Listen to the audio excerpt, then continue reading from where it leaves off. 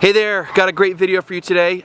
Visited here by Brent from Curley's Ag, and he's got some really cool tools you've probably never seen or heard of before. And he brought them down here to show me, and we're gonna do some bed flipping and bed prepping with them. Hope you enjoy.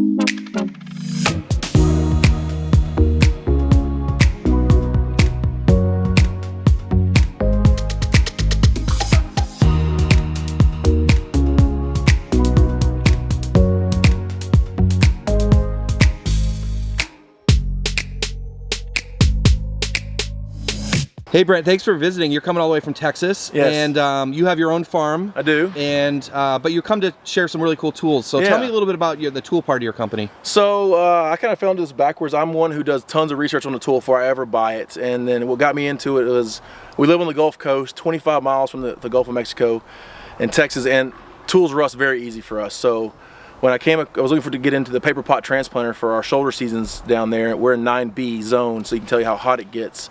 I need something that was going to last and be very durable, and Curley has developed a stainless steel model, and that really sold me on that. So because of that, that's why I got into that. And then these other tools he started telling me he developed, and he was looking for someone to start bringing them into the States to show people, and that there's these other options out there that can really work for small scale market gardeners, even larger market gardeners. Even urban backyard guys. There's tools for everything that just hadn't been brought out yet, and Curley's got these tons of ideas for all these tools, and that's what we're going to show you today, some of these great tools we brought in. All right, so what are some of the main tools that you guys are selling right now? So we've got the Harrow, which is run by a DeWalt drill, heavy duty drill, or any kind of heavy duty drill. Then we have the Paperpot transplanter, his version of it, which is a foot shorter than any in the industry and is very light. And then we also have the mechanical Broadfork. I know some people have seen that online.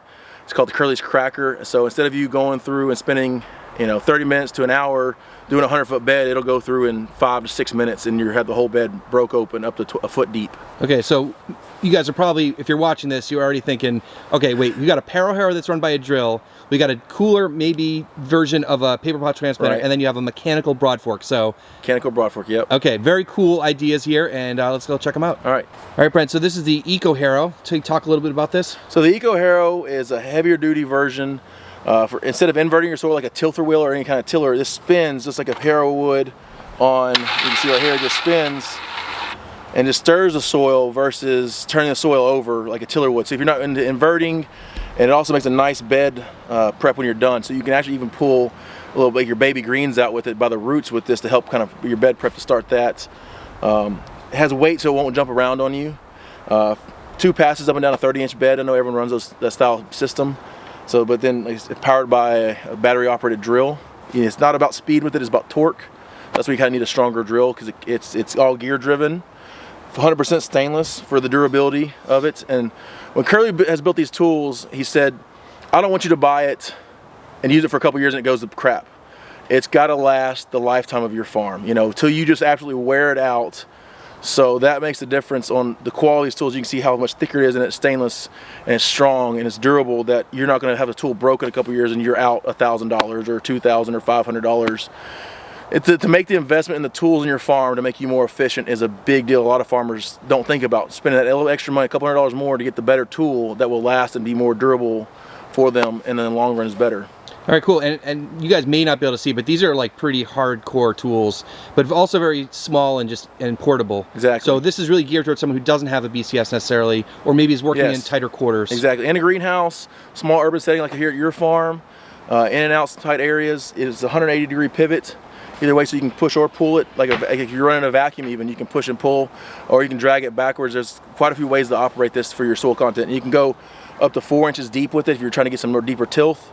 Or you can just skim the surface, just enough to get the roots out and just make a nice fine seed bed prep. Cool. So what we're going to do today is we're going to use this to flip a bed of baby greens. That's right. And we're going to use this as our first pass. That's right. We're going to take this bed of arugula he has here, that Josh has, and we're going to take it out, and we'll rake it up, and you'll see how nice a bed prep it is. So if you're running just seeds back into it, you're ready to go.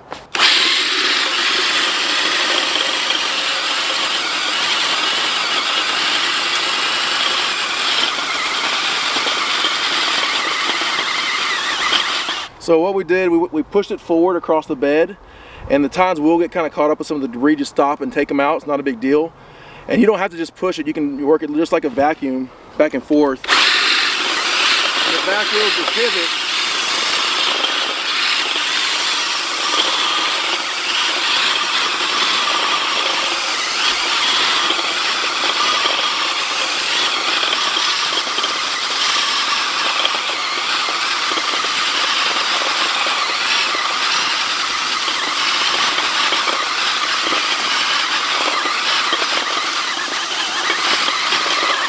So we got the end's a little clogged up. So what we'll do is we'll just come down here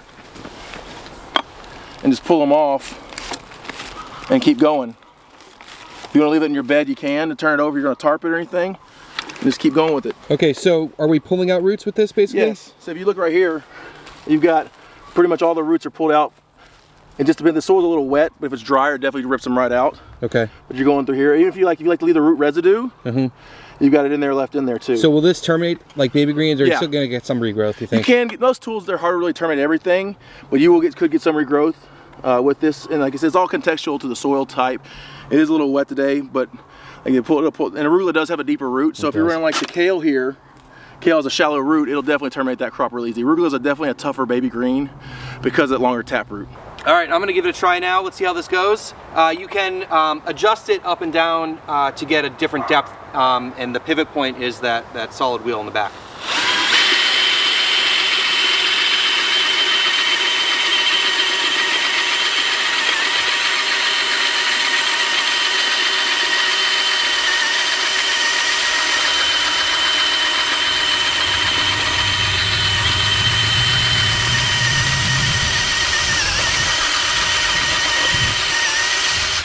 That's really cool. One thing I noticed, just that was literally the first time I turned this thing on, is it doesn't really pull you very much. Like the tilther will sort of jump around quite a bit, but this just seems like real smooth. Like it's just wherever you want to put it, it responds to it.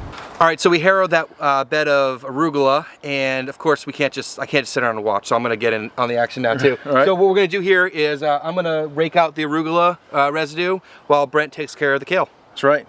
There will be some arugula left in this because arugula has a really long tap root, so it is one of the hardest baby greens to crop out.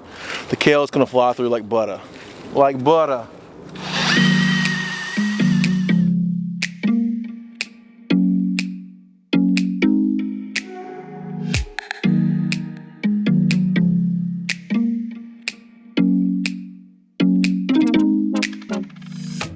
So if you're a no-till style farmer, you don't want to pick up all the extra dirt. Tarp your bed and let it sit, rot down, come back and plant.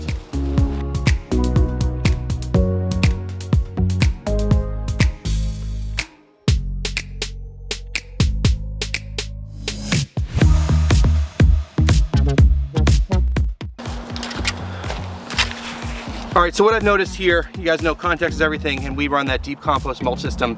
Arugula is probably the hardest baby crop to terminate. And one of the main reasons is that the root goes so down, far down, taproot kind of thing. And as I was raking this out, you know, there's definitely some parts that aren't completely pulled out. And it did remove quite a bit of soil because with that compost system, the soil is very loose. So what we're gonna do is we're gonna run the harrow over it one more time, try to break out some more of those roots. But you can see here that the arugula did a lot better with this. So should keep at it.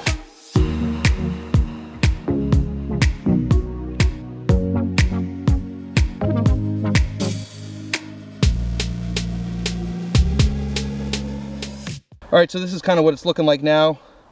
My honest opinion here is that this may not work so great for deep compost mulch system. It's also kind of wet here. But I think if this is a very cool tool and could be used in conjunction with tarping, I think that putting this tool to work like this and then maybe tarping would accelerate the, bed flip here in terms of getting a stale seed bed. If you had a harder soil, maybe a little bit drier, it might be a different story.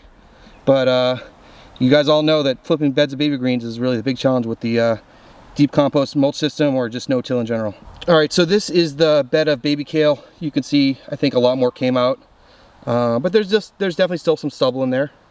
So just want to show you really what's going on with this tool. All right, just to show you a little bit more about the results here.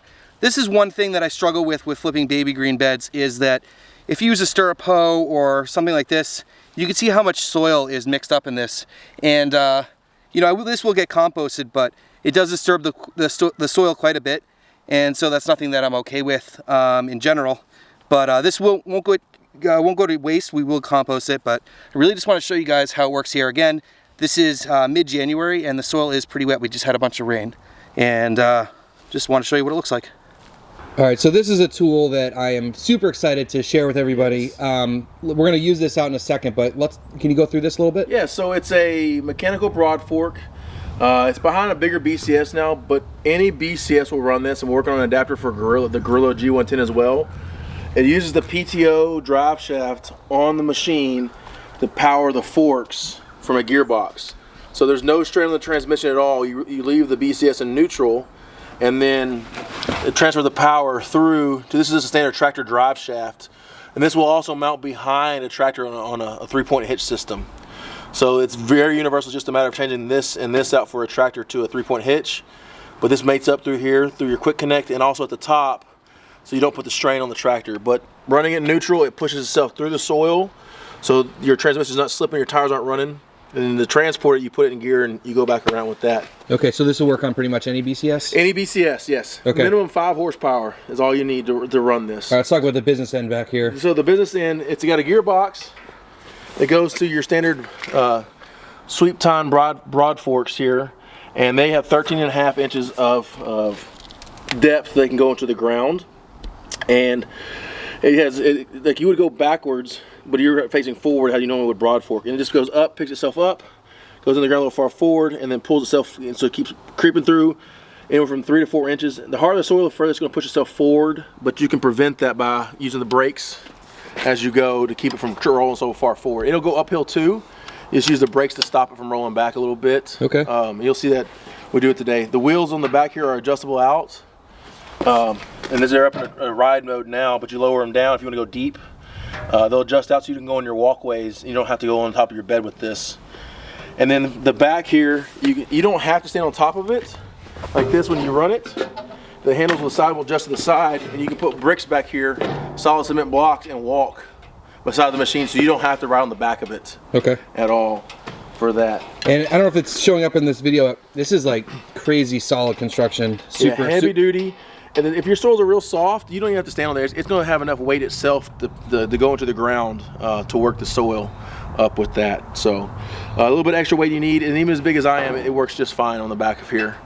We've had the experience with different farmers where their soil was so, it didn't even need to go that deep, and the others where it's so hard, heavy clays, and it was flipping it over like we could never Broadfork that deep. Okay, so you can adjust the width of the wheels. You can also adjust the height of the. You can adjust the height up and down with the wheels up and down.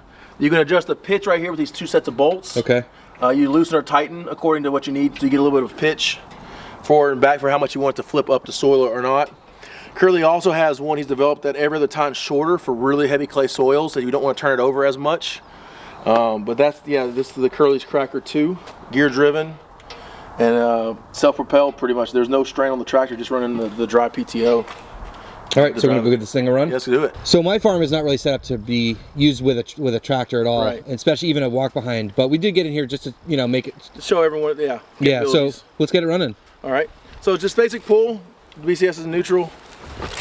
Full start. And then to control the speed of the forks, you don't need more than 1/3 to half throttle. That's all you need. Okay. So neutral, engage the PTO, and then we'll let it go.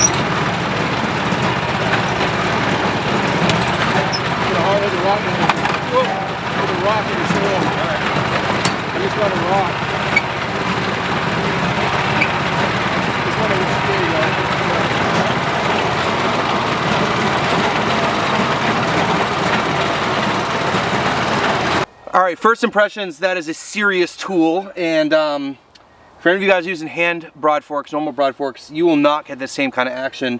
I think this would be really beneficial in my context to have done this maybe at the beginning of the season, because it pulled up a lot of clay. This really does move the soil quite a bit, and I'm sure it does way better of a job of aerating than any hand broadfork. It is pretty easy to operate. That's the first time I've ever even touched a BCS. With this soil here, it's very loose with the deep compost mulch system, and so you're kind of having to finagle it and sort of push it along. But man, the action is just incredible. I've never seen the soil work like this. So yeah, very cool. All right, so we ran the Broadfork, and we're gonna finish our bed prep with the Harrow again, and that'll just like level it out and be ready to plant after that. Yep. All right, for sure.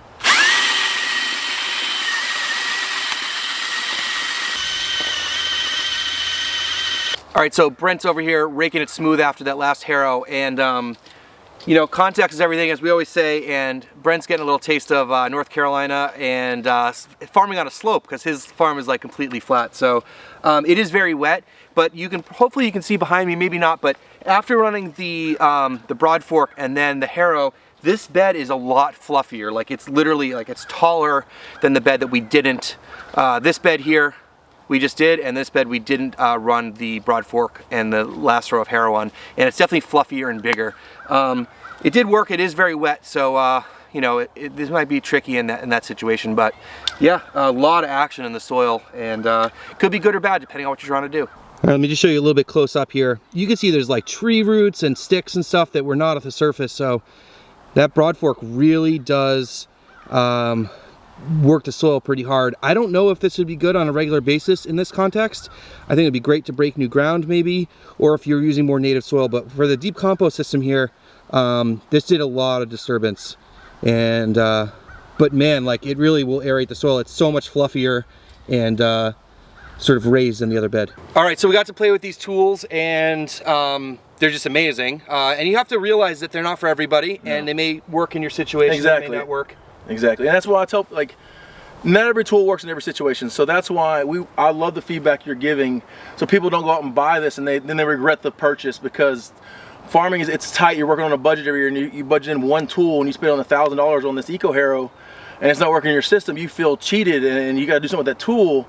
So the good positive feedback of what you show on the smaller system, deep compost, that may not be the best tool for you. Right. And that's, you know, upfront honesty is the best thing in supplying tools and show people what's out there. So my immediate feedback about this, it was insanely more powerful than you could ever do with a manual Broadfork. Like, the amount of action that you get is just incredible. My farm is not set up to use a BCS. I don't have really wide enough walkways, and because I don't use one here. But if you're a farm, I'd say, that has a BCS, this would be a cool implement to have. Maybe it's breaking new ground, maybe it's in the springtime. If you're a northern grower, Pacific Northwest, Midwest, Northeast, or every spring you had to go through and break your ground because there's been snow piled on it, again, those kind of situations, or you grow outside all summer. This also won't fit in a greenhouse. It's 8 feet long. Okay. So to be able to get in a greenhouse and turn around, it's too much hassle. You're going to end up breaking or hurting something doing that. So you're also saying that in the more northern climates where it's really wet in the springtime, this will help dry out a little faster? Exactly. You can see in the video earlier here that it was lifting the soil, so you can go through and lift it and then tarp it and let that soil dry even faster to get in the ground maybe an extra 2 weeks and get you to market sooner. Okay, cool. And so maybe, you know, the Eco Harrow, let's talk about that for a second. Right. Who would that be for? I mean, we used it for like clearing out a bed of baby greens and prepping the ground. Is that sort of a tilther replacement, or? It can be. It depends on your context, your soil context. We use it in our greenhouse now. You can get a real fine seed bed prep, or you can go a little bit deeper if you know, because a tilter you're kind of stuck with a certain depth. For the most part, anyway, it's lighter and wants to bounce. There is weight to the Eco Harrow, so you can adjust it up and down with that pivot wheel, and you can go forward and back, kind of I'd say a vacuum cleaner motion to really work your soils. It does throw the soil a little bit more, but you're not inverting it. So every tool is contextual to your farm and what you use. Okay. And the cool thing about that, it runs on a drill. Exactly. We do recommend a heavier duty DeWalt or Milwaukee, one of the stronger, more industrial ones, because it's not about speed with that, it's torque. Okay. So Brent, are these tools available for purchase now? The Cracker's not yet. This is the demo model we're running around. We're working with our production here in probably mid-February. Wait, we're making this video and people can't even buy this yet? Not yet. The Eco Harrow is available. Okay, okay. The Cracker, we're still working on a few kinks. That's what we're taking around to different farms to show them, get feedback on the tool. They are made in Australia, 100%. Curley down there. He's the one that's come up with all this crazy tools, and he's had even more in the pipeline. But these are some of the first ones he's releasing and bringing to the States. Okay. So how can people find this information? Is it Instagram? Instagram, Curley's Ag America. Facebook, we're changing over. It was Paperpot Planter. It's the website paperpotplanter.com. It's going to change. It's taking a little bit of process to change your website over to Curley's Ag. But Instagram, Facebook, and the website has all the prices and everything on there, along with other things. Cool. We'll leave links down in the description below for all that stuff. So the other tool that Brent brought with him is their version of the Paperpot, and it's got some slight tweaks to it and some improvements and stuff over the one that most people use and know. And we're going to do that in a separate video. So all the tools that Curley's developed, they're a lifetime tool. You're investing in these tools, and you're going to use them until they wear out. So that's why they're a little more expensive maybe, but if you invest in the quality tools, they last you a lifetime. So check out all the cool stuff at Curley's Ag. Got some really neat and innovative tools going on, and hope you guys enjoyed this video. Please subscribe to the channel. Thanks for watching. Thumbs up, subscribe, check it out. Josh is the man. New great content coming out twice a week. All right, thanks Brent. See you later.